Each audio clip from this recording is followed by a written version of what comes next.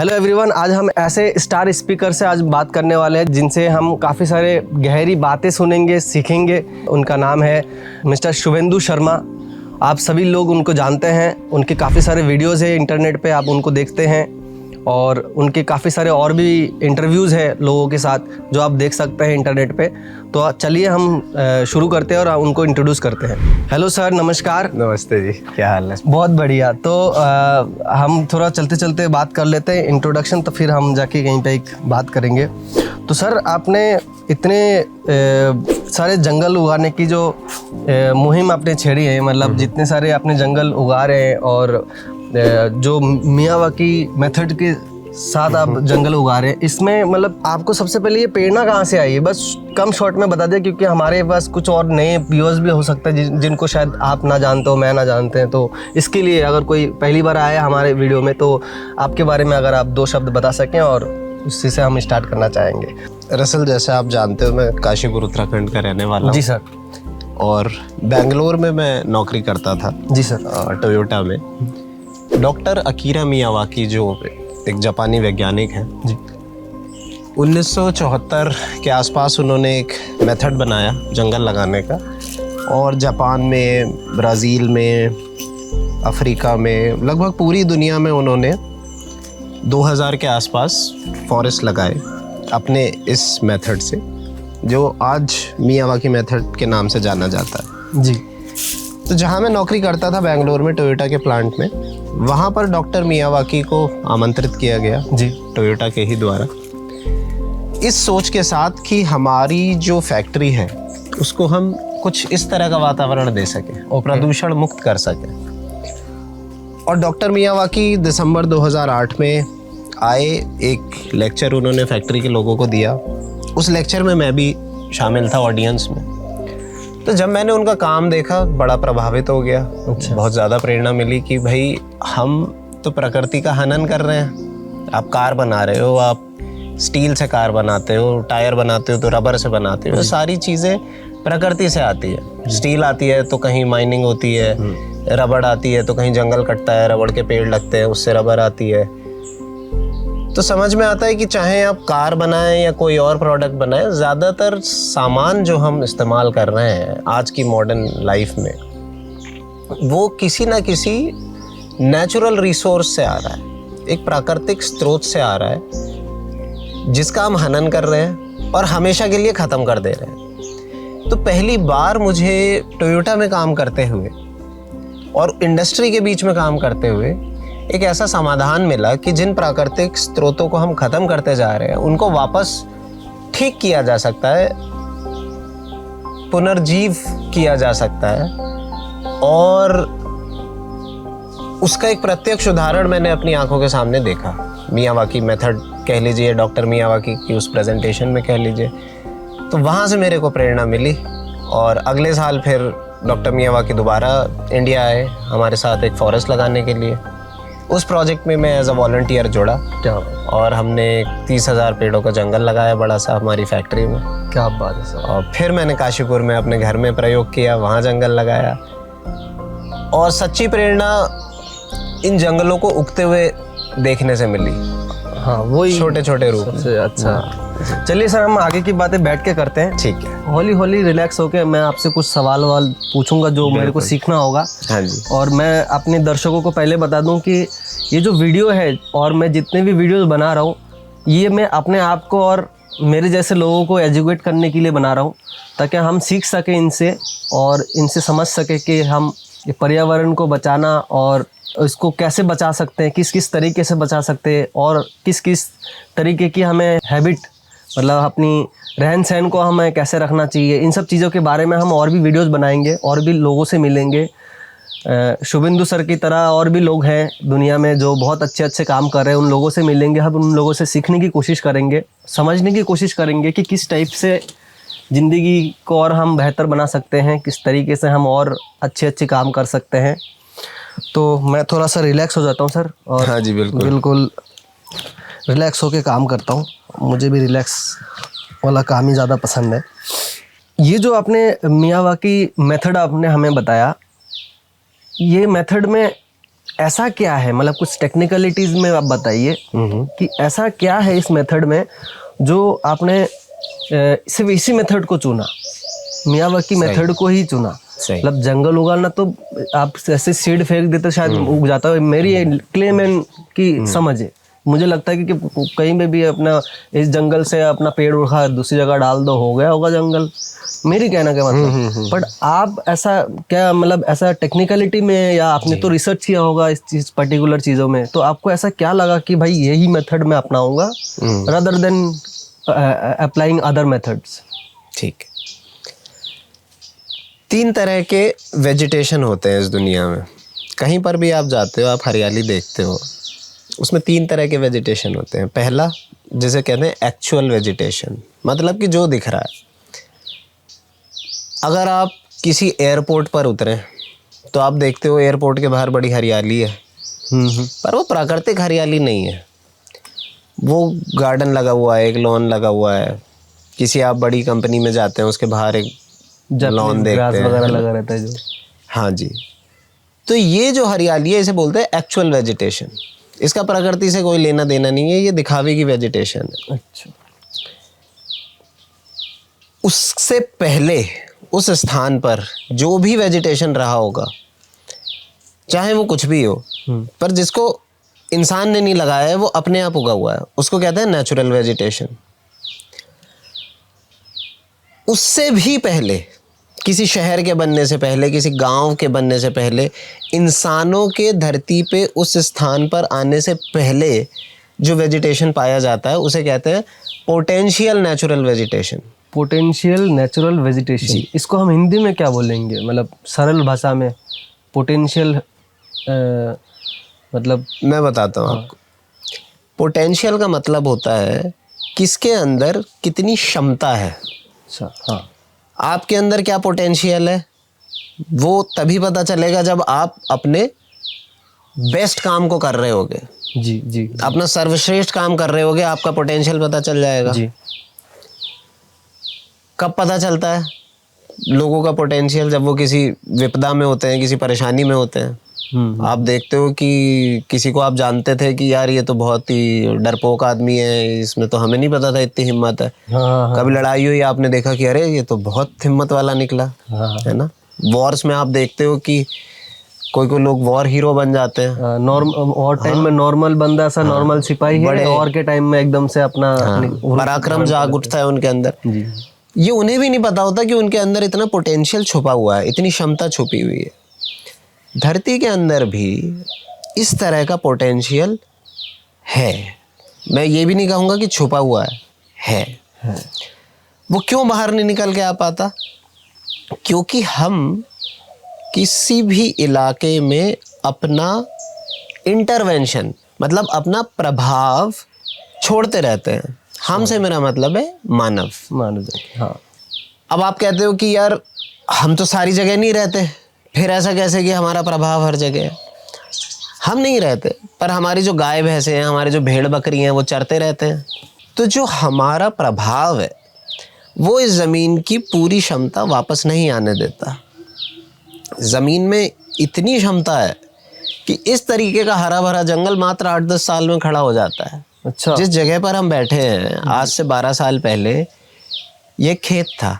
यहाँ पे चावल गेहूं की खेती होती थी। अरे आज आप देखो तो यहाँ पर 300 से अधिक लग रहा है। जी, 300 से अधिक प्रजातियां चिड़ियों की इस 2 एकड़ के स्थान पर पाई जाती है। बिल्कुल। कैंप हॉर्नबिल इस जगह का नाम है। हॉर्नबिल एक चिड़िया होती है, बहुत बड़ी चिड़िया होती है। वो भी इस 2 एकड़ के हिस्से में आती है, बैठती है। कितनी आवाज़ें हम चिड़ियों की सुन सकते हैं यहाँ पर। तो ये जो क्षमता है ये छुपी हुई है हमारी आंखों से। जी। तो ये जो पोटेंशियल नेचुरल वेजिटेशन है, धरती की जो भरपूर क्षमता है, उसके हिसाब का जंगल, उसके हिसाब की वनस्पति को वापस लाने का काम ये मियावाकी मेथड करता है। अच्छा, इसलिए मैंने मियावाकी मेथड को चुना, ताकि वो इसका जो धरती का जो असली क्षमता है, उसी क्षमता के थ्रू हम जंगल बंद कर सके। जी। तो मेरे जो नेक्स्ट सवाल है सर, कि ये जो जंगल उगा रहे हैं हम, मतलब जो आप उगा रहे हो, मेरे ख्याल से आपका एक वेंचर भी है ए फॉरेस्ट के नाम से। वेंचर का मतलब होगा व्यवसाय, लोगों के लिए मैं बता दूं तो ये जो वेंचर है, इससे मतलब ये जो जंगल उग रहे हैं, जो हम उगा रहे हैं, चाहे आप किसी और के लिए उगाओ चाहे अपने लिए उगाओ, किसी भी, तो इससे क्या क्या इम्पैक्ट आ रहा है और क्या क्या आपको क्या समस्या क्या क्या आ रहा है, कुछ अगर इसके बारे में कुछ बता सकते तो, और इम्पैक्ट में भी कुछ की फीचर्स आप मेरे को अगर बता सको तो। जब किसी बंजर भूमि पर आप जंगल लगा देते हो तो जो सबसे बड़ा प्रभाव भारत जैसी जगह में आता है वो है कि उस जगह में ठंडक आ जाती है। अच्छा। आप समझ लीजिए कि एक प्राकृतिक वन में इतनी हरियाली होती है कि ज़मीन से लेकर ऊपर तक, जहाँ तक सबसे ऊंचा पेड़ जा रहा होगा, पूरी जगह पत्तों से भरी होती है। कोई छोटा पेड़ होता है, कोई उससे बड़ा होता है, कोई सबसे बड़ा होता है। ज़मीन से लेके ऊपर तक पत्ते ही पत्ते हैं। पत्ते क्या करते हैं? सूर्य की रोशनी को सोख कर उससे खाना बनाते हैं जी। फोटोसिंथेसिस, प्रकाश संश्लेषण जिसे हिंदी में बोलते हैं। वो सूर्य की ऊष्मा को भोजन में बदल देता है। ठीक है। तो जितना भी सूर्य का प्रकाश, सूर्य की ऊष्मा हमारे शहरों को, हमारे गांवों को, हमारे घरों को गर्म करती है, उससे अब क्या हो रहा है? उससे अब फल बन रहे हैं, उससे अब ये पेड़ों की छाल बन रही है, लकड़ी बन रही है। उन पेड़ों पर जीव जंतु आ रहे हैं, अपना घर बना रहे हैं, फूल उग रहे हैं। तो आप सोचो, कहाँ तो ये सूरज हमारे घरों को गर्म कर रहा था, फिर हम एसी लगा के, पंखे लगा के उन्हें ठंडा करने की कोशिश कर रहे थे, और उसमें फेल भी हो रहे थे, विफल हो रहे थे। जी। आप अपने घर में एसी लगा के कमरा तो ठंडा कर सकते हो, पर जो गर्मी वो बाहर फेंक रहा है उसका क्या? आप जैसे घर से बाहर निकल रहे हो गर्मी से परेशान हो रहे हो, फिर गर्मी घर में आ रहे हो, फिर ठंडक लग रही है, सर्दी गर्मी हो रही है, स्वास्थ्य की भी ऐसी की तैसी हो रही है। हाँ जी, बिल्कुल। तो इसका स्थायी सॉल्यूशन क्या है? इसका स्थायी सॉल्यूशन है, जो स्थायी हल है गर्मी की समस्या का, वो है कि हम शुद्ध वातावरण बनाएं जिसमें इतनी हरियाली हो कि वो वातावरण हमेशा ठंडा रहे। समझ रहा हूँ, गर्मी में भी आपको ठंडक मिलेगा। हाँ, और जाड़ों में यही पेड़ अपने पत्ते गिरा देते हैं और सूरज की जो गर्मी है वो सीधे ज़मीन तक आती है। क्या बात है, ताकि आपको गर्मी भी मिलते रहे। हाँ।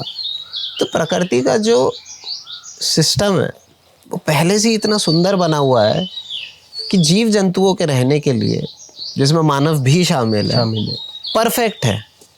ये तो हमारी गलती है कि हम समझ ही नहीं रहे कि हमारा रहने का जो वातावरण है, हम पहले वो तो अच्छा कर लें। आप अच्छे घर का मतलब आप क्या समझते हो? एक बंद घर होता है, उसमें एक टीवी लगा दिया, एसी लगा दिया, पूरे दिन एसी में टीवी के सामने पड़े रहो, उसे हम कहते हैं कि भाई बहुत अच्छी लाइफ है, गुड लाइफ चल रही है।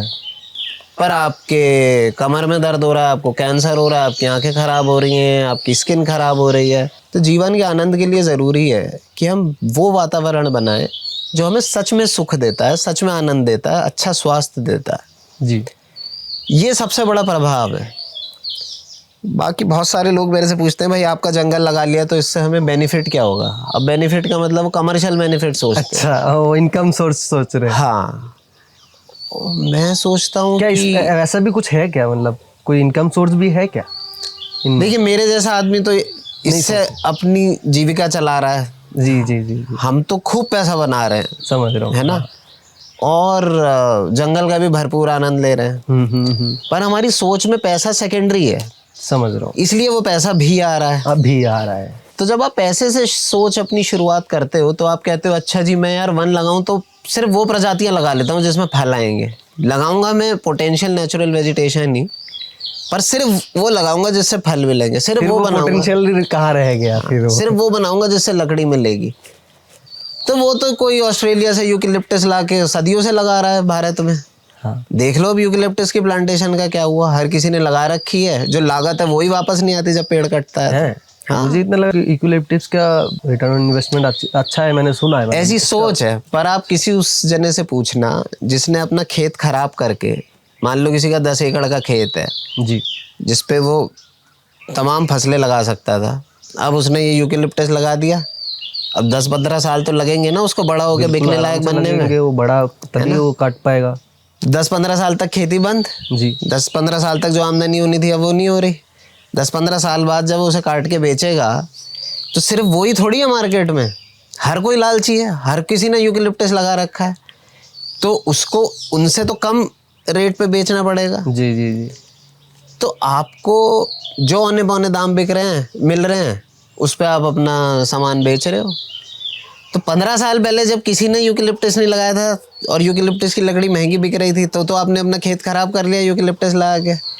15 साल बाद जब बेचने का नंबर आया तो हर कोई यूकेलिप्टस लगाए बैठा है, आपने औने पौने दाम पे बेची, अब आपका खेत खाली हो गया, आप देख रहे हो उस खेत में कुछ जान ही नहीं बची। तो सोने के अंडा देने वाली धरती माँ जो आपकी मुर्गी थी उसको तो आपने गला काट के मार दिया, अब ना अंडा रहा ना मुर्गी रही।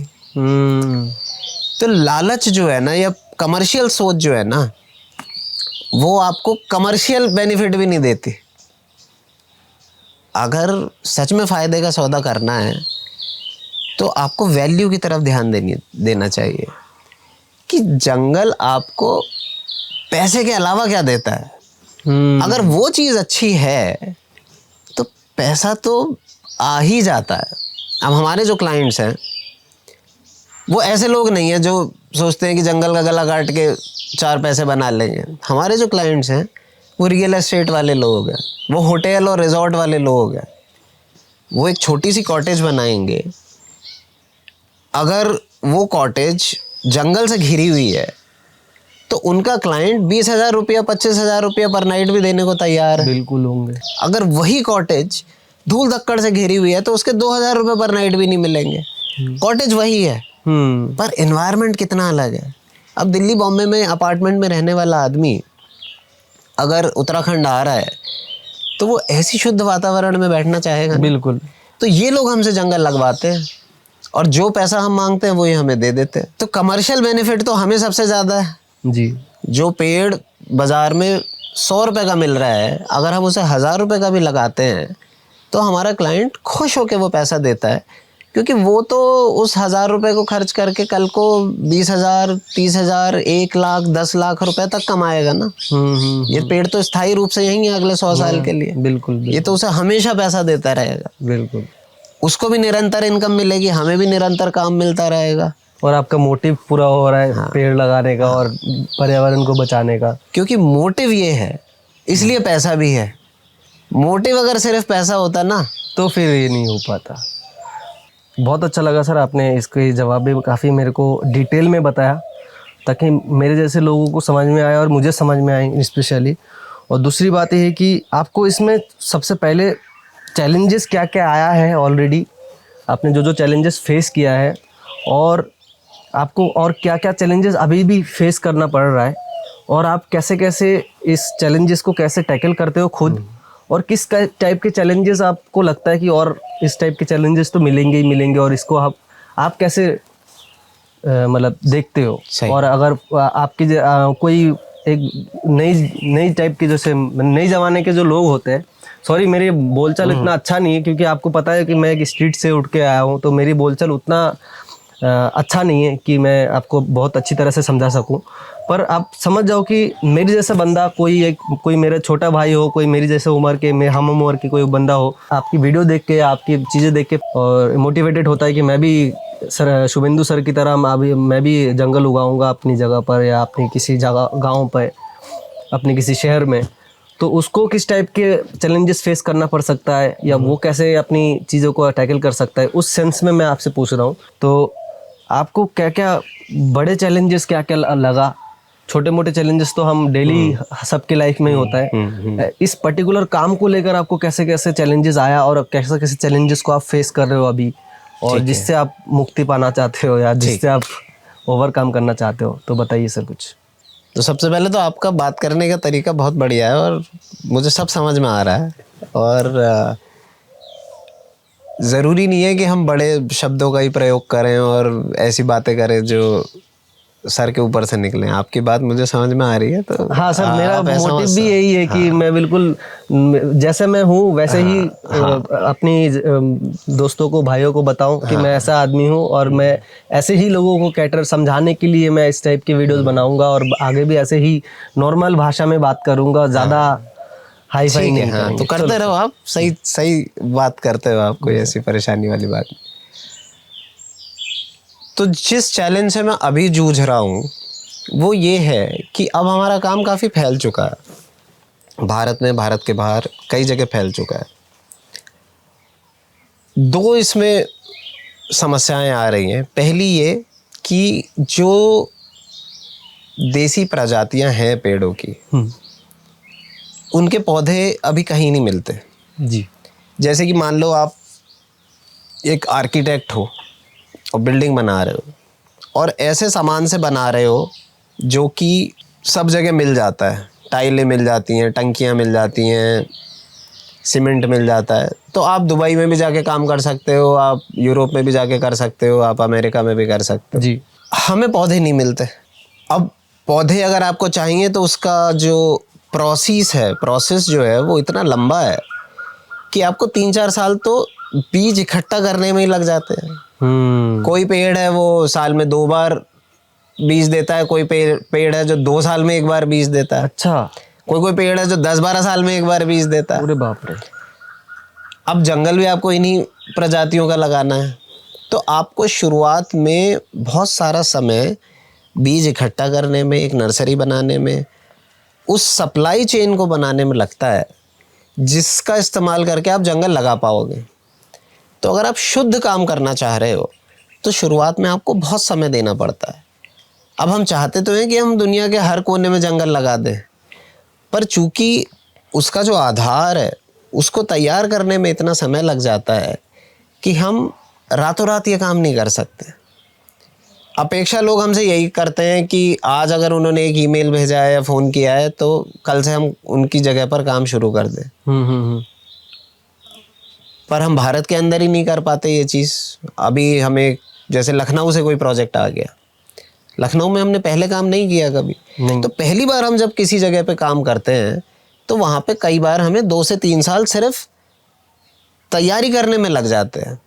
और आज हम जिस युग में रह रहे हैं जहाँ आधे घंटे में पिज़्ज़ा घर पे आ जाता है, बना बनाया खाना घर पे आ जा रहा है, 20 मिनट है ना।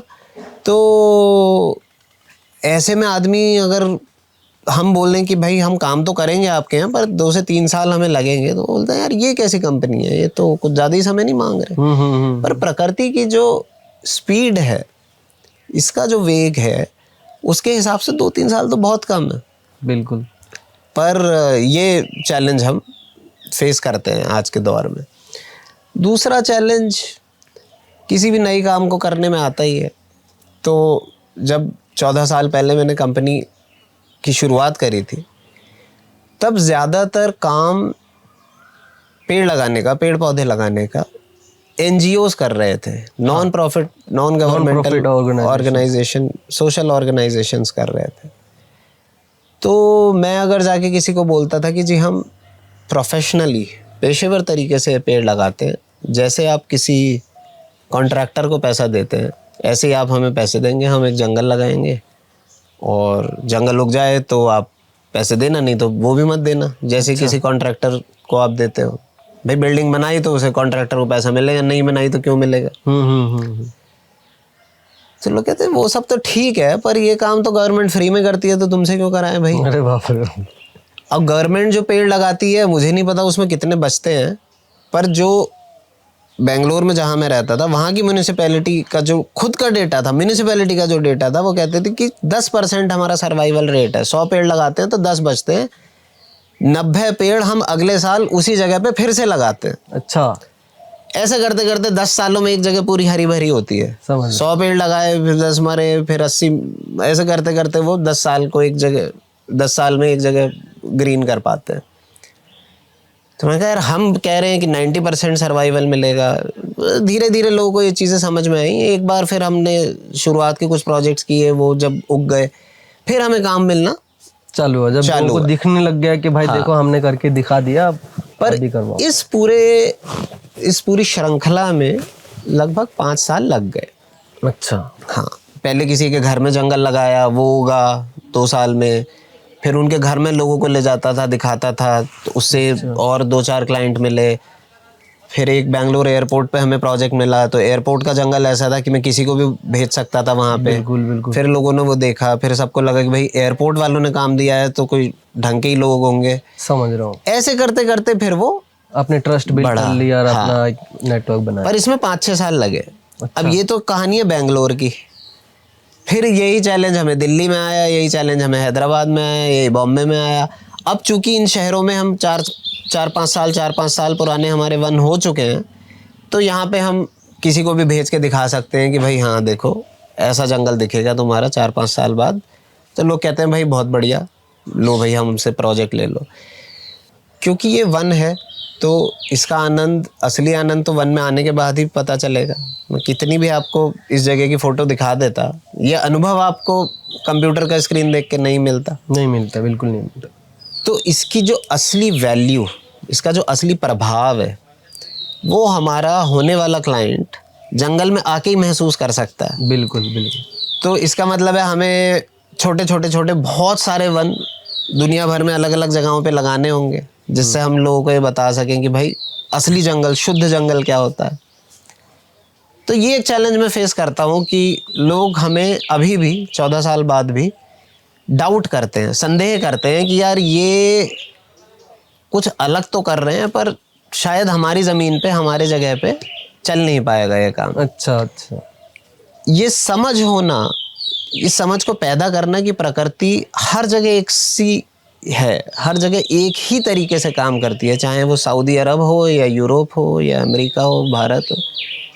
प्रकृति भेदभाव नहीं करती। प्रकृति ये नहीं सोचती कि ये देश मुसलमानों का है, ये ईसाइयों का है, ये है ना हिंदुओं का है, तो मैं यहाँ ऐसे काम करूँ, या ये जापान है, ये श्रीलंका है। ये तो शुरुआत में लोग हमें कहते हैं यार तुम ये मियावाकी मेथड, ये तो भैया जापानी मेथड है, इंडिया में कैसे चलेगा भाई, वहाँ तो बहुत बारिश होती है, वहाँ का तो। मैं कहता था यार हम कोई जापान के पेड़ पौधे यहाँ थोड़ी लगा रहे हैं, हम तो अपने यहाँ के लगा रहे हैं। प्रकृति ने जापान के लिए अलग पेड़ पौधे बनाए हैं, भारत के लिए अलग बनाए हैं, वहाँ की जलवायु अलग है, यहाँ की अलग है, पर प्राकृतिक तरीका तो जापान में और भारत में एक ही रहेगा ना। फोटोसिंथेसिस तो पेड़ बिल्कुल उसी केमिकल रिएक्शन के द्वारा कर रहा है, चाहे वो कनाडा में हो चाहे, पर पता नहीं क्यों ये सोच, और ये सोच कोई मैं सड़क चलते लोगों की नहीं बता रहा, लेमैन की नहीं बता रहा, बड़े लोगों की, बड़े लोगों की। फॉरेस्ट डिपार्टमेंट के ऑफिसर बहस कर रहे हैं, डॉक्टर मियावाकी से बहस कर रहे हैं, क्रिटिसाइज कर रहे हैं, हंस रहे हैं उनका काम देख के, और रिसर्च कुछ कर नहीं रहे। और मियावाकी साहब खुद हंस रहे होंगे उनके ऊपर, मन में हंस रहे होंगे शायद साहब ने। तो नहीं वो सीरियसली लेते थे इन बातों को। उनको लगता था कि यार ये भी लोग हैं, इनका अपना अनुभव है, वो तो भारत में पहली बार काम। तो डॉक्टर मियावाकी ने जब पहला अपना फॉरेस्ट लगाया तो उन्होंने बहुत सारे रिकमेंडेशंस लिए हमारे फॉरेस्ट डिपार्टमेंट के लोगों के लिए और भी कई वैज्ञानिकों के लिए। बाद में जो चीज़ निकल के सामने आई वो ये थी कि जो पोटेंशियल नेचुरल वेजिटेशन है, जो असली देसी वेजिटेशन है, उसकी जानकारी इतनी कम है कि फॉरेस्ट डिपार्टमेंट की खुद की लिस्ट अगर आप देखें तो जिन प्रजातियों को हम देसी समझते हैं वो ज़रूरी नहीं है उसी इलाके की। जैसे भारत के अगर मैं 5-6 देसी पेड़ों के नाम लूँ या कोई और किसी से पूछूं तो वो यही बोलेंगे, पीपल, नीम, बरगद, ये कॉमन प्रजातियां हैं, पूरे ही भारत में पाई जाती हैं, ये 5-6 प्रजातियां हैं। पर ये पोटेंशियल नेचुरल वेजिटेशन नहीं है पूरे भारत की। बेंगलोर जो है वो वेस्टर्न घाट्स वाला इलाका है, वेस्टर्न घाट्स वहां से शुरू हो जाता है बेंगलोर से और जाता है फिर ये मैंगलोर तक, पूरा अरेबियन सी तक। 700 किस्म के पेड़ हैं उस इलाके में। पूरे भारत में 2300 से ज्यादा पेड़ों की प्रजातियां हैं जो देसी हैं। अरे बाप रे, 2300 से ज्यादा। हम लगाते कितनी है, वो ही गिनी चुनी 5-10 देसी प्रजातियां समझ के वो लगाते जाते हैं। तो जिस देश में इतनी जैव विविधता है, उस देश की जैव विविधता को आपने 10-12 प्रजातियों में संकुचित कर दिया है और हमारा फॉरेस्ट डिपार्टमेंट भी वही सब लगाया जा रहा है। अच्छा। अब पिछले 10-12 सालों में मैंने देखा कि अब इतना बड़ा परिवर्तन आ रहा है। जब हम इस कॉर्बेट नेशनल पार्क में घुसे थे अभी आते हुए जी, तो आपने देखा होगा बहुत सारा जंगल निकला हुआ है, उधेड़ा हुआ है, बहुत सारे हाँ, पेड़ निकाल रखे हैं। तो सागौन के पेड़ जो यहाँ के देसी पेड़ नहीं है उनको अब हटाया जा रहा है जिससे कि एक शुद्ध वन यहाँ पर उग सके। तो ये जो परिवर्तन है ये भगवान की दया है, ऊपर वाले की एक आशीर्वाद है इस धरती पे कि ये समझदारी हमारे लोगों में आ रही है, हमारे फॉरेस्ट डिपार्टमेंट में आ रही है, हमारी सरकारों में ये समझ पैदा हो रही है कि शुद्ध वन का निर्माण हो। और धीरे धीरे आप देखोगे कि ये विदेशी प्रजातियां निकाली जाएंगी, देसी प्रजातियां आएंगी और तब आपको असली जलवायु देखने को मिलेगी, असली वातावरण देखने को मिलेगा। तो साउंड से बचने के लिए हमने थोड़ा सा रीलोकेशन कर लिया, सेम जगह पर है, बस थोड़ा सा एक दूसरी बैकग्राउंड में, ताकि आप भी बोर ना हो जाओ हमें एक ही बैकग्राउंड में देखे। मतलब हम जंगल से क्या सीख सकते हैं in terms of sustainability, in terms of eco friendly, है ना। जंगल हमें क्या सिखाता है, मेरे कहने के मतलब एक फिलोसॉफिकल टर्मिनोलॉजी में जानना चाह रहा था मैं। जी, हम इससे क्या सीख ले सकते हैं जंगल से? पहली चीज जो जंगल से मैंने सीखी वो ये है कि कुछ भी वेस्ट नहीं होता जंगल में। अच्छा। जब मैं टोयोटा में था तो मैंने बहुत सारे प्रोसेस देखे, जैसे कि एक टायर बनाने के लिए आप रबड़ के पेड़ से एक दूध निकालते हैं, उस दूध को सुखाते हैं, रबड़ बनती है। स्टील बनाने के लिए आप पहाड़ को खोदते हैं, उससे मिट्टी निकालते हैं, उस मिट्टी से आप लोहा निकालते हैं, उससे इस्पात बनाते हैं, उससे गाड़ी बनती है। अब जब आपने मिट्टी से लोहा निकाल लिया तो बाकी की मिट्टी का क्या हुआ? तो आपने फेंक दी, वेस्ट हो गए। तो जो मानवीय तरीका है काम करने का वो बड़ा अमानवीय है। अच्छा। उसमें हिंसा है। आप कस्तूरी मृग से कस्तूरी निकाल लेते हैं तो मृग की हत्या हो जाती है। मेरे को ये इतनी शुद्ध हिंदी भी मेरे को नहीं आते, तो मुझे थोड़ा नॉर्मल में समझाइए कि ये क्या चीज़ आपने बताया। कहने का मतलब है कि अगर आपको हाथी का दांत चाहिए, हाँ, तो आप हाथी का दांत ले रहे हो जी, हाथी का क्या होता है? मर जाता है या उसको शोषण किया गया। तो जो इंसान का काम करने का तरीका है उसमें इंसानियत नहीं है। ये पहला तरीका मैंने देखा। मैंने उदाहरण आपको हाथी का दिया, पर ये हर चीज़ में देखने को मिलता है। अच्छा। कि आप अगर अपने खाने के लिए एक मुर्गी को मार रहे हो तो अगर वो 2 किलो की मुर्गी है तो उसमें खाने लायक आपको 700-800 ग्राम मांस मिलेगा, हाँ। बाकी सब बर्बाद है। प्रकृति का तरीका बिल्कुल अलग है। प्रकृति का जो तरीका है या जंगल का जो तरीका है उसमें कुछ भी खराब नहीं होता। अच्छा। एक छोटे से बीज से एक बड़ा सा पेड़ बना दिया, क्या बात है। ये भी हमने कहीं और होते हुए नहीं देखा, किसी इंसान को ये करते हुए नहीं देखा, सिर्फ प्रकृति में होता है। तो इसी में ही मैं एक और सवाल करना चाहूँगा कि इसी लर्निंग से ये, फॉर एग्जांपल कहीं बहुत बड़ा पेड़ उग गया जंगल में, बहुत अंदर जंगल में, घने जंगल जहाँ इंसान भी नहीं पहुँच सकता, समझने के लिए कि एक फल गिर गया, नीचे गिर गया, किसी जानवर ने खा लिया या वो वहीं पे सड़ के गड़ के वहीं पे ही जल गया, वो साइकिल अगर आप हमें थोड़ा समझा पाते हैं कि जंगल किस तरीके से इस चीज़ को, मतलब बायोडिग्रेडेबल वाली बात है कि मतलब कैसे जो। हाँ, मैं उसी पे आता हूँ। तो जैसा मैं आपको बता रहा था कि जंगल में या प्रकृति में कुछ भी खराब नहीं होता, वेस्ट नहीं होता। अब वो कैसे नहीं होता? प्रकृति में सारी चीज़ जीवन से जुड़ी होती है, और जीवन सिर्फ पेड़ पौधों का ही नहीं, जीवन हर प्रकार का। एक पेड़ है, क्या वो पेड़ बिना किसी और जीव के चल सकता है? नहीं चल सकता। ये जितने भी पेड़ आपको दिखाई दे रहे हैं ये सब एक ही परिवार का हिस्सा हैं। कैसे? जो ये पेड़ है इनके बच्चे कैसे पैदा हो रहे हैं? वो मधुमक्खियों की वजह से, तितलियों की वजह से हो रहे हैं। क्योंकि अगर ये तितलियां भंवरे, मधुमक्खियां नहीं रहेंगी तो पॉलिनेशन नहीं होगा, इनका परागण नहीं हो पाएगा जी। वो परागण नहीं होगा तो फिर ये पेड़ अपनी अगली पीढ़ी नहीं बना पाएंगे जी जी। ज़मीन के नीचे इनकी सबकी जड़ें मिली हुई हैं। अच्छा। उन जड़ों पे एक फफूंदी उग रही है, अंग्रेजी में जैसे माइसीलियम कहते हैं। माइसीलियम एक प्रकार है, जैसे हज़ारों प्रकार की फफूंदियाँ हैं। वो क्या कर रही हैं? वो इस मिट्टी से जितने भी खनिज हैं, जो मिनरल्स हैं, उनको लेकर इन पेड़ों को दे रही हैं। पेड़ बदले में जो फोटोसिंथेसिस के द्वारा ग्लूकोज बना रहे हैं वो उस फफूंदी को दे रहे हैं।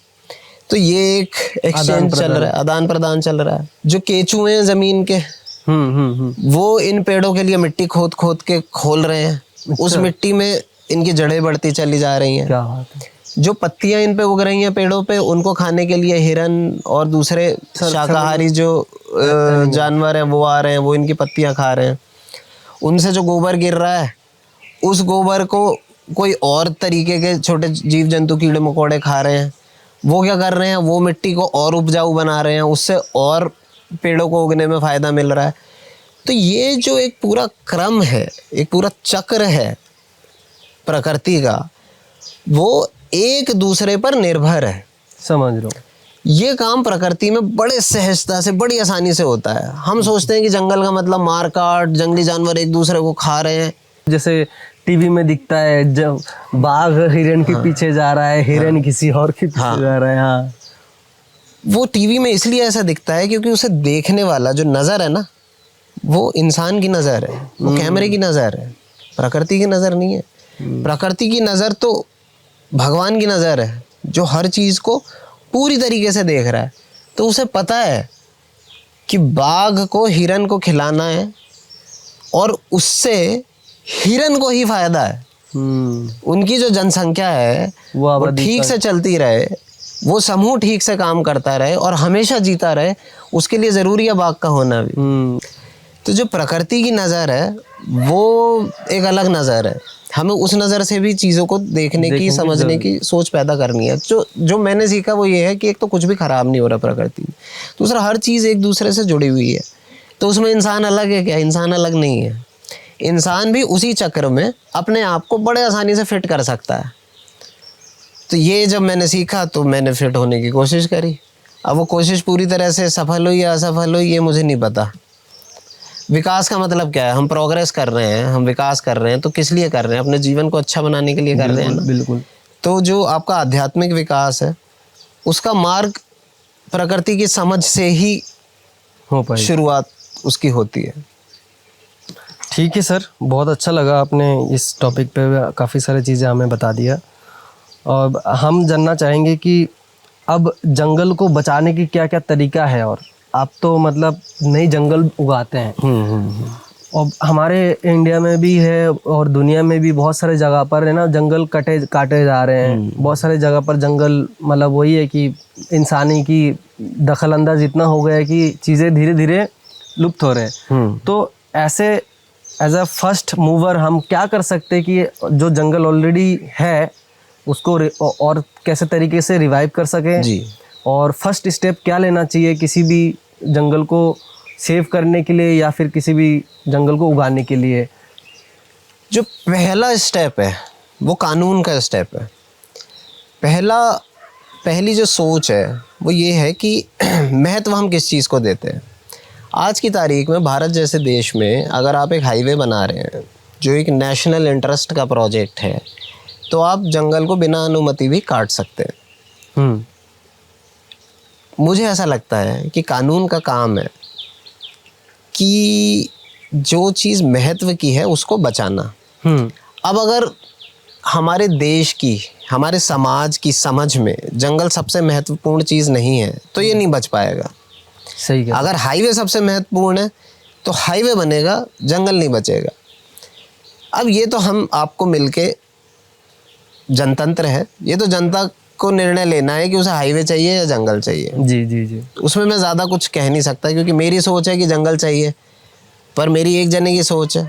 कोई ट्रांसपोर्टेशन के बिजनेस कर रहा हो, वो बोले मेरे को तो हाईवे चाहिए। हाँ, तो जनतंत्र है, जनतंत्र में जो जनता चाहेगी वही होगा।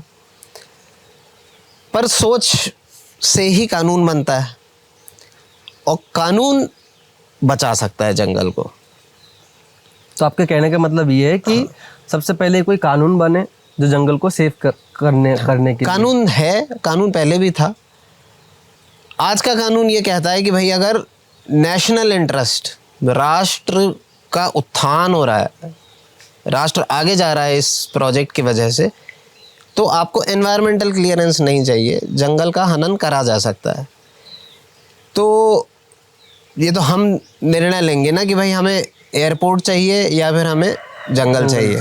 Got it. अब मैं थोड़ी निर्णय लूँगा कि हमें एयरपोर्ट चाहिए या जंगल चाहिए, ये तो देश को लेना है, देश की जनता को। पॉलिसी मेकर, पॉलिसी, पर पॉलिसी से जंगल बच जाता है, ये हमने होते हुए देखा है। अच्छा, तो पहली चीज ये।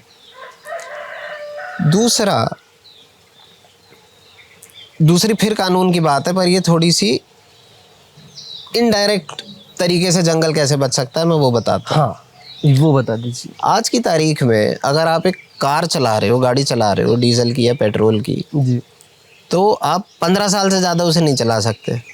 तो सरकार क्या कह रही है कि भाई ये गाड़ी बनाना, इस गाड़ी को स्क्रैप करना है। अब ये कार अगर आपने स्क्रैप कर दी तो आप दूसरी गाड़ी तो लोगे ही लोगे। जी जी जी। जब आप दूसरी गाड़ी लोगे तो क्या होगा, और माइनिंग होगी, इस्पात चाहिए, और टायर चाहिए, तो और जंगल कटेंगे, और रबड़ बनाई जाएगी। तो कानून तो हमें गाड़ियों का हमने बना दिया कि साहब 15 साल से ज़्यादा पुरानी गाड़ी हम नहीं चलने देंगे। उसका इफेक्ट किस पे आ रहा है, जंगल पे आ रहा है, पर्यावरण पे आ रहा है। उसका लोड कौन उठा रहा है, पर्यावरण उठा रहा है। गाड़ी हमने क्यों बैन करी थी कि साहब इससे प्रदूषण हो रहा है, पर ये आदमी उस गाड़ी को छोड़ के जो दूसरी गाड़ी लेगा उससे भी तो प्रदूषण होगा, बहुत बड़ा प्रदूषण हो रहा है। अब मान लो सरकार कहती नहीं साहब हम तो कह रहे हैं कि तू डीजल की गाड़ी छोड़, इलेक्ट्रिकल गाड़ी ले ले। अगर 15 साल बाद ये इलेक्ट्रिकल गाड़ी ले रहा है तो उसकी जो बैटरी है, उसमें जो केमिकल लग रहा है, उसमें जो मटेरियल लग रहा है, मेटल लग रही है, वो भी तो किसी और जगह की माइनिंग से आ रही है। तो प्रदूषण तो हो ही रहा है, प्राकृतिक स्रोतों का हनन भी हो रहा है। बिल्कुल, और कहीं ज़्यादा हो रहा है, क्योंकि जो गाड़ी 35 साल चल सकती थी, 50 साल चल सकती थी, आज भी विंटेज कार देखो आप 100 साल चल रही हैं। 1920 की गाड़ी आज आप चलती हुई हालत में देख सकते हो। वो रखने वाले बकरे प्यार से रख भी रहे उसको। तो आज से 100 साल पहले बनी गाड़ी अगर आज की तारीख तक चल रही है, तो भैया आज बनी हुई गाड़ी तो हम 300 साल तक चला सकते हैं। बिल्कुल बिल्कुल। पर आप कानून ऐसा बना रहे हो कि साहब इसे 15 साल में उठा के कबाड़े में डाल दो। ये तो सर वो भी है ना, थोड़ा मिली भगत भी हो सकता है, क्योंकि कार कंपनी भी तो चाहेगा ना कि वो ज़्यादा चले, उसकी और नई नई कार आए और लोग खरीदे। अब वो मुझे उनका भी यही हाल है। अब उस पर मैं क्या कमेंट करूं, पर सोच की बात आप देखिए कि सरकार खुद कह रही है कि भाई तुम और कंजम्पशन करो, और किसकी आड़ में बोल रही है, प्रदूषण की आड़ में बोल रही है कि मैं तो प्रदूषण कम करने के लिए कह रहा हूँ कि तुम और प्रदूषण करो। उसका लोड किस पे आ रहा है, हमारे वातावरण, हमारे जंगल पे। मैं हंस रहा हूँ बट मेरे को ये उस दूसरी टर्म्स में था। हाँ। जी बिल्कुल बिल्कुल। तो उसका लोड हमारे वातावरण, हमारे जंगल पे आ रहा है। तो ये इनडायरेक्ट वे में हम अपने जंगलों को बचा सकते हैं अगर हमारा कानून ठीक हो, हमारी पॉलिसी, हमारे जो डिसीजन मेकर्स हैं, जो निर्णय लेने वाले लोग हैं, जो जिनकी कलम में ताकत है, उनकी सोच प्रकृति के साथ जुड़ी हुई हो, तो हमारे जंगल बहुत अच्छे से सुरक्षित रह सकते हैं। क्विक क्वेश्चन इसी में ही, एज अ इंडिविजुअल हम क्या कर सकते हैं, as a student, as a youngster, as a person, कोई 9 to 5 की जॉब कर रहा है, कोई कुछ कर रहा है, ये लोग क्या कर सकते हैं पर्यावरण को बचाने के लिए या सस्टेनेबिलिटी की टुवर्ड जाने के लिए? ऐसा क्या कर सकते हैं जिससे मतलब मैं अपना काम भी करूं, वो भी चले, मैं आपकी तरह इतना बड़ा जंगल नहीं उगा सकता, तो एज ए इंडिविजुअल हम अपने सस्टेनेबिलिटी के लिए क्या कोई हैबिट को अप्लाई करना अपनी ज़िंदगी में, तो ऐसा कुछ अगर आप मुझे एज ए इंडिविजुअल लोगों के लिए अगर आप कुछ मैसेज दे सके तो। पहली जो चीज़ है बड़ी आसानी से जो करी जा सकती है वो है कि आपके इलाके में कुछ पेड़ ऐसे होंगे जो प्राकृतिक रूप से उग रहे होंगे। अच्छा, इनको मैं बोलता हूँ मदर ट्रीज। मदर ट्रीज, हाँ, ये जो मदर ट्रीज हैं, हम काशीपुर में रहते हैं जी। काशीपुर में आपको कुछ ऐसे पेड़ दिखेंगे जो कि काशीपुर के मदर ट्रीज हैं। मतलब कि इन पेड़ों को किसी ने लगाया नहीं है, ये हमेशा से वहाँ पे रहे हैं। वाह, ये वो पेड़ हैं जिन पे सॉरी सर इस प्रकार की चिड़ियाएँ आती हैं। हाँ, कितना खूबसूरत है सर। हालांकि मैं दिखा नहीं सकता आप लोगों को, मैं यहाँ से एक वीडियो या फोटो खींच लेता हूँ। इस चिड़िया का नाम है रूफस ट्री पाई है। और अगर आप अच्छे से पेड़ पौधे लगा लो, हाँ, तो काशीपुर में तो ये बड़े आराम से देखने को मिल जाती हैं। बहुत अच्छे अच्छे पक्षी है। चलो सर, हम बातें करते हैं उसी की। हाँ हाँ, तो एज एन इंडिविजुअल आप क्या कर सकते हो? आपके इलाके में आप किसी भी शहर में हो सकते हो, जबलपुर में हो सकते हो, दिल्ली में हो सकते हो। आपको अपने इलाके के जो मदर ट्रीज़ हैं उनको देखना है, उनकी प्रजातियों को नोट करना है, एक लिस्ट बनानी है। किसी ऐप को यूज़ करें, आप पता लगाएं कि भाई ये कौन सी प्रजातियों के पेड़ हैं, और अपने इलाके के जो देसी पेड़ हैं उनकी एक सूची बना लें। अब आपको ये मदर ट्रीज़ पता चल गए, आपको उनकी जगह पता चल गई है कहाँ कहाँ उग रहे हैं। कल को आपको जीवन में अगर एक पेड़ लगाने का भी मौका मिले तो आप इन पेड़ों से ये जो प्रजातियां आपने पता लगाई हैं यही वाली प्रजातियां लगाएं। इससे क्या होगा, आपका जो शहर है उसमें देसी पेड़ों की संख्या बढ़ती चली जाएगी। मतलब कि आपके शहर का वातावरण शुद्ध होता चला जाएगा।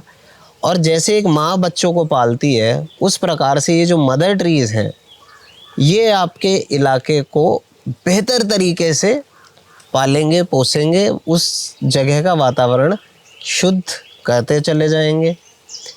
इन पेड़ों पे बैठने वाली जो चिड़ियाएँ होंगी, जो भंवरे होंगे, जो तितलियाँ होंगी, उनको भी भोजन मिलेगा, आहार मिलेगा, तो वो भी यहाँ पर और बड़ी मात्रा में आएंगे। और धीरे धीरे 20-30 साल में एक पूरा इलाका हरा भरा क्रिएट हो जाएगा, सुंदर शुद्ध वातावरण वाला इलाका बनता चला जाएगा। आप क्या सोचते हो, मतलब आपका फ्यूचर गोल क्या है? आप भविष्य में और कहाँ अपने आप को देखना चाहते हो कुछ 5-10 साल के बाद? एक होता है ना, सबकी पर्सनल एजेंडा रहता है, गोल रहता है ना। मेरी भी एक गोल है कि मैं भी अपनी यूट्यूब चैनल बनाऊं। चाहे शुरू में मेरे पास कोई वो नहीं था, कोई टॉपिक नहीं था, मैं किस पे बनाऊं वीडियो। मैं वीडियो क्रिएटर हूँ, मैं लोगों के लिए आज 10 साल से मैं वीडियो बना रहा हूँ, लोगों के लिए वीडियो बना रहा हूँ, फोटोग्राफी कर रहा हूँ। पर मुझे आज तक कोई टॉपिक नहीं मिल रहा था कि मैं किस पे अपना चीज़ें करूँ। पर्यावरण एक ऐसा एंगल था कि इस लाइन में मेरे को कुछ करना तो था, पर मेरे पास हमेशा ये सोच था कि मैं कभी बड़ा आदमी बन जाऊँगा तो मैं इस लाइन में कुछ छोटे मोटे काम करूँगा बोल के। पर मैंने सोचा यार बड़ा आदमी तो बन नहीं पा रहा हूँ, चलो कोई नहीं, इसी पे ही अपना कुछ शुरू कर देता हूँ, देखते हैं क्या होगा। और कह सकते हो कि कहीं ना कहीं आप जैसे लोगों से ही मैं प्रेरित हुआ हूँ। और कि भाई जैसे आपने बोला ना कि शुरू कर लेता हूँ, बाकी जो होगा देखा जाएगा, वैसे ही मैंने भी शुरू कर लिया और जो होगा देखा जाएगा वाली बात है। तो आप क्या सोचते हो कि मैं आने वाले 10 साल में ये इस मकाम तक पहुंचना चाहता हूँ, मेरी कंपनी इस मकाम तक पहुंचना चाहती है, या मैं पर्यावरण में इतना बदलाव लाना चाहता हूँ, ऐसा कुछ? इस वक्त और आने वाले कुछ सालों तक मेरा जो रुझान है वो और ज़्यादा लोगों को जंगल लगाने का जो शुद्ध तरीका है, या मियावाकी मेथड जितनी मेरी समझ है, उसको सिखाने पे मेरा रुझान ज़्यादा रहेगा। मैं काशीपुर में अपने होम टाउन में जी एक इंस्टीट्यूशन बना रहा हूँ, ए फॉरेस्ट इंस्टीट्यूट नाम से। ऑनलाइन तो ए फॉरेस्ट इंस्टीट्यूट काफ़ी टाइम से चल रहा है, हम लोगों को ट्रेनिंग देते हैं, सिखाते हैं। ट्रेनिंग क्या देते हैं हम? जंगल लगाने की ट्रेनिंग देते हैं, ऑनलाइन देते हैं, और वर्कशॉप्स भी बीच बीच में ऑर्गेनाइज करते हैं। काशीपुर में भी हमने 2-3। हाँ, मैं तो आपको फॉलो करते रहता हूँ, तो मैं जानता हूँ कि आप टॉक शोज वगैरह करते हो, टेड टॉक्स करते हो, इंक टॉक्स वगैरह करते हो। आपकी वीडियो, अगर आपके नाम भी सर्च करेंगे, आप इनके नाम सर्च करेंगे दर्शकों, आपको ढेर सारे वीडियोस, ढेर सारे आर्टिकल, ढेर सारी चीज़ें मिल जाएंगे। तो ये मेरे लिए बहुत सौभाग्य की बात है कि सर ने मेरे को इंटरव्यू देने के लिए तैयार हो गया, क्योंकि मैं इनको जानता हूँ बोल के उन्होंने मेरे को इतना मौका दिया। नहीं तो किसी नए यूट्यूबर्स को तो मेरे को शायद नहीं कुछ वो ऐसा मौका मिलता होगा। तो प्लीज़ सर आप कंटिन्यू कीजिए। हाँ, तो अगले 10 सालों में जितने अच्छे से हम ये तकनीक और लोगों को सिखा सकें, सिखाएंगे। भारत में, भारत के बाहर अभी कुछ दिनों बाद, 20 दिन बाद हम लोग इंडोनेशिया जा रहे हैं, वहाँ पर एक वर्कशॉप कर रहे हैं। तो इसी तरीके से ऑस्ट्रेलिया में, अफ्रीका में, जहाँ जहाँ पर भी ज़मीनें हैं, जहाँ जहाँ पर ऐसे लोग हैं जो वन लगाना चाहते हैं, उनको ये तरीका सिखा सकें, जिससे कि और ज़्यादा लोग इस काम से जुड़ सकें। ये मेरा अगले 10 सालों का फोकस है। ऑलमोस्ट हम लोग एंड पे ही आ चुके हैं, मतलब अब बस दो सवाल मेरा रह गया, और मेरे ख्याल से इसमें भी ज़्यादा टाइम नहीं लगेगा। कोलैबोरेशन और पार्टनरशिप, मतलब ये सवाल स्पेशली मैंने इसलिए रखा है कि बहुत सारे ऐसे लोग होंगे जो चाहेंगे कि मैं शुभेंदु शर्मा जी से मिल लूँ और उनके साथ मिल के कोई कोलैबोरेटेड प्रोजेक्ट करूँ, या प्रोजेक्ट वाला काम करूँ, या फिर कुछ ऐसे काम करूँ जो उनके साथ मैं भी बेनिफिट ले लूँ। फॉर एग्जांपल ऐसा ना, मतलब मैं आपसे जुड़ जाऊँ और आपके साथ जुड़ते हुए मेरी भी बेनिफिट हो जाए आपके साथ साथ। तो ऐसे कोलैबोरेटिवली क्या क्या ऑप्शंस है लोगों के लिए? मतलब मैं तो हूँ ही जुड़ा हुआ आपके साथ, और लोग कैसे इससे आपसे कोलैबोरेट कर सकते हैं, किस टाइप से कोलैबोरेशन हो सकता है, और क्या क्या पद्धति है वो, अगर आप कुछ थोड़े से शब्दों में बता सकें तो सबसे आसान तरीका जुड़ने का तो ये है कि आप जंगल लगाना सीख लो। YouTube पे हमारा पूरा काम खुला पड़ा है, फ्री में सीख सकते हो, वो शुद्ध तरीका पूरा लेके। जिस ट्रेनिंग के हम $500 लेते हैं, उसी ट्रेनिंग का पूरा माल YouTube पर हिंदी, इंग्लिश, पंजाबी में, और अब भाषा इंडोनेशिया में और स्पेनिश में, इन सारी भाषाओं में सबके लिए खुला पड़ा है, है ना।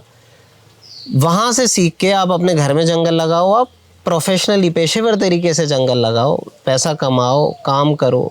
ये सबसे आसान तरीका है हम लोगों से जुड़ने का।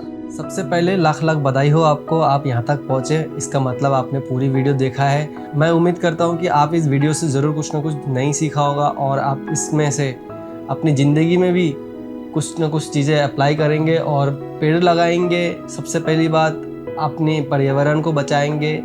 आज कहीं पे भी कूड़ा कचरा नहीं फेंकेंगे, गीले कचरा गीले में डालेंगे, सूखा कचरा सूखे में डालेंगे। बेसिक चीज़ें आपको ज़रूर पता होगा, फिर भी मैं रिमाइंडिंग के लिए बोल दे रहा हूँ। और आप हमें सपोर्ट करने के लिए इस चैनल को सब्सक्राइब कीजिए, और शुभेंदु सर से कांटेक्ट करने के लिए हम उनके जितने भी डिटेल्स है वो लिंक वीडियो के डिस्क्रिप्शन में मेंशन कर देंगे, तो आप उनको रीच आउट कीजिए उनसे रिलेटेड कोई भी सवाल के लिए। धन्यवाद।